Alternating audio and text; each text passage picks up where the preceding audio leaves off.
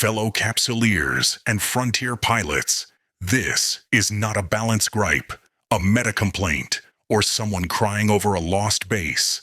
This is about how the very foundation of EVE Frontier's design is cooked by the way it uses an open blockchain, and how a single third-party website can see more of our hidden infrastructure than any scout, spy, or fleet commander ever could.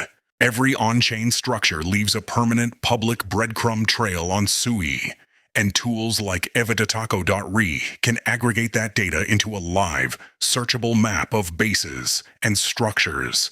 That means what should be secret logistics hubs, backup depots, and off-grid hideouts effectively have a neon sign over them the moment they are committed to the chain.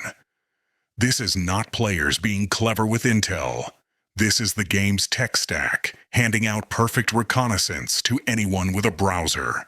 EVE, as a universe, sells a fantasy of fog of war, scouts probing space, hunters combing systems, and alliances fighting over intel and counter-intel.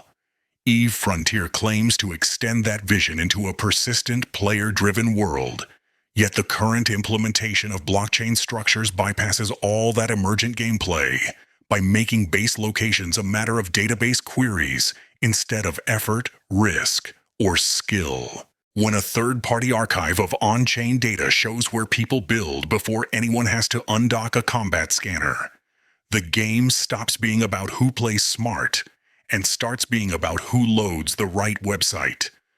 No amount of heat systems, decoy bases, or clever rhetoric changes the basic fact that the chain is public and fully harvestable, and players are already voicing concern about this exact issue. EVE Frontier is supposed to be a survival MMO built on risk, discovery, and the idea that your little corner of space can be made your own if you grind, plan, and defend it well enough.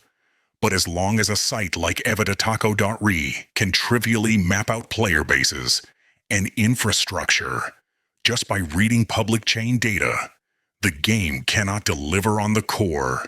It turns every base into content for whoever can scrape fastest, and it punishes players not for bad decisions in space, but for trusting the game's own building tools. That is not a universe worth investing hundreds of hours into. That is not a sandbox. It is a shooting gallery with the targets pre-marked. Until CCP and the Frontier team implement real solutions that decouple critical location data from public, trivially scraped blockchain state, or meaningfully obscure it in a way that cannot just be reverse engineered by the next website, the only rational move for anyone who cares about fair PvP, survival gameplay, and base security is to opt out.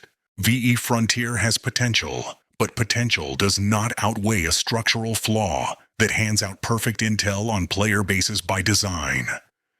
If this situation remains unchanged, if third-party tools can continue to expose everyone's locations off-chain with zero risk, then this will not be a game played seriously.